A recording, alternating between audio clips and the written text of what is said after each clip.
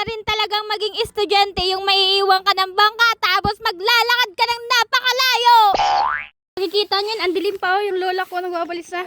Oh. Grabe talaga dito sa probinsya, oh. Wawalis na siya, oh.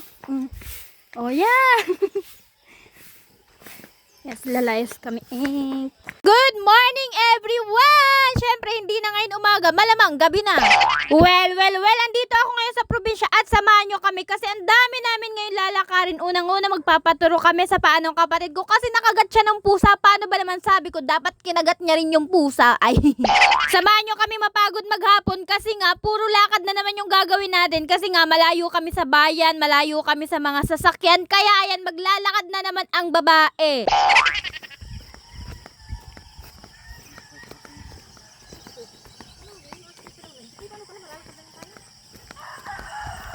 Oh, di ba naririnig niyo pa yung mga tiktilaok ng manok kasi nga napakaagap pa niyan. Tapos alam niyo ba, alas 3 ako ginising ng nanay ko. Ang sakit-sakit pa sa mata. Tapos ang sakit pa ng ulo ko kasi nga kakauwi ko lang galing akong biyahe, di ba? Tapos ang layo-layo pa nung nilakad ko kasi nga wala akong nasakyan na habal. Tapos ngayon maglalakad na naman. Aba, ang arte na para bang hindi siya dito lumaki. Sanay na sanay. Sobrang sanay naman ako sa paglalakad. Kaya kahit gaano yung kalayo talagang kaya ko yung pagtiyaga ang lakadin. By the way, andito na nga pala kami sa Duungan kung saan kami sasakay sa bangka. Grabe, ang dami na din talagang nagbago kasi dati wala pa itong breakwater pero ngayon meron na. Tapos alam nyo ba, ang laki na din talaga nung tinipag nung lupa kasi maliit lang talaga yan dati pero ngayon naging ilog na talaga siya. Nung kabataan ko pa, wow, na para bang ang tanda-tanda niya na, no?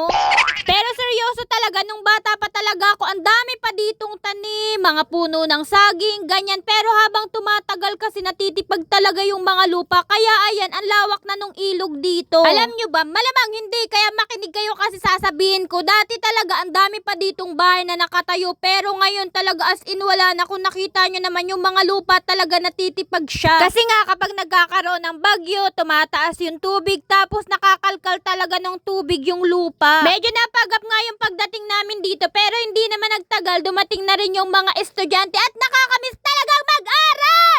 Grabe din talaga yung mga sakripisyo ng estudyante dito kasi isipin mo yun, nagigising ka ng maagap, maglalakad ka ng malayo, tapos ang isa pa dito kapag naiwan ka ng bangka, mas malayo pa yung lalakarin mo. Naalala ko nga kapag dito ako dadaan, as in gabi pa lang ginagaya ko na lahat ng gamit ko, yung mga project, yung mga assignment, kasi kapag naiwan ko yun, babalikan ko pa, wala na akong sasakyan kapag binalikan ko yun.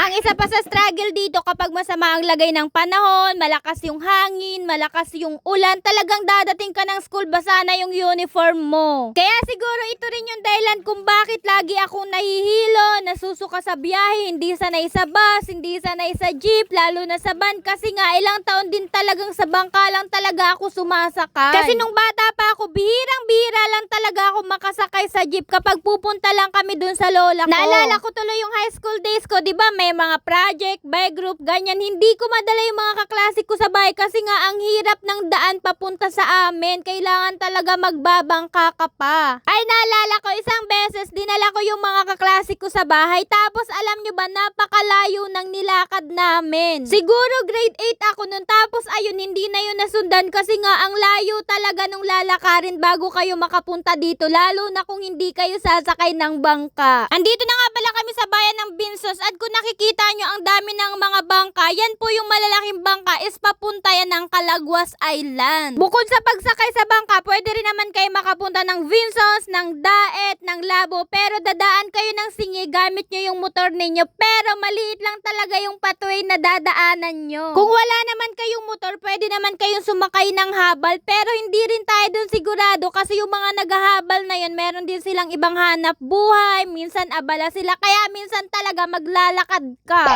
Andito na kami sa Duungang Mayor at opo, maglalakad na naman po tayo papunta sa terminal. Pwede naman ang sumakay sa tricycle pero malapit lang naman kaya maglalakad na lang din kami kasi sanay naman talaga kami sa paglalakad na yan.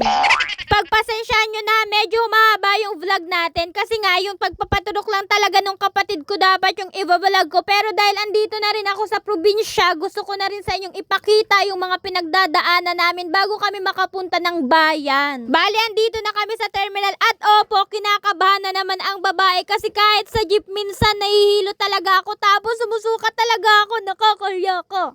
Sumakay na naman sa jeep ang babaeng hindi alam ang salitang para. Ako lang ba talaga yung nahihiya kapag magsasabi ng para tapos kapag malapit ka na dun sa bababaan mo, hindi mo na alam kung ano yung gagawin mo. Alam nyo ba ang ginagawa ko kapag malapit na ako doon sa bababaan ko tapos meron ng isang tao na bumababa na rin talaga ako doon kasi nga ilang beses ko nang naranasan, lagi akong sumusubra.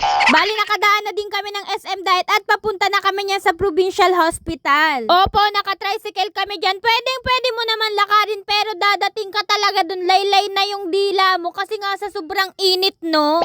Bali andito na kami sa Provincial Hospital at grabe ang laki na din talaga ng pinagbago. Ang huling punta ko pa kasi dito is nung magpo-practice teaching kami. Ang dami na din talagang pila pagdating namin kasi nga alas 7 na rin kami nakarating at ang mas malala pa dito, cut off na sila dun sa vaccine for anti-rabies. Buti na lang talaga na sabi namin na tawid dagat pa kami kaya nabigyan pa kami ng slot at tingnan nyo naman ang sakit na talaga ng ulo ko dyan. Ewan ko ba kapag nagbabay talaga ng malayo ganyan, sumasakit talaga agad yung ulo ko. Kaya naman after magpabaksin kailangan talaga namin kumain ng madami kasi nga mag-aalas 2 na rin kaming nakaalis ng Provincial Hospital. Kaya dito ko na lang sila niyaya kumain kasi nga naka-only rice at bihira lang din naman. After namin kumain, dumiretso na kami dito sa palengke kasi nga bibili ako ng kortina. Dahil nga malayo kami sa Kabayanan, kailangan kapag uuwi kami, alam na namin kung ano yung kailangan namin bilhin at dapat mabili namin yun lahat. Kasi nga hindi naman ganun kabilis makabalik dito sa Daet. Andito na kami sa New One at grabe, ang dami ko na namang realization sa buhay kasi dati hindi ko nadadala yung nanay ko dito sa mall kasi sa gilid-gilid lang kami bumibili. Alam kong medyo malayo na ako pero sobrang layo pa talaga. Bali pauwi na kami yan at hindi na rin talaga ako nakapag-video kanina kasi nga palubat na yung cellphone ko. Buti nga may 5% pa. Pansin nyo yun, madilim kaming umalis sa bahay kanina tapos padilim na rin kaming makakauwi. So yun lang, bye bye, God bless. Mwah.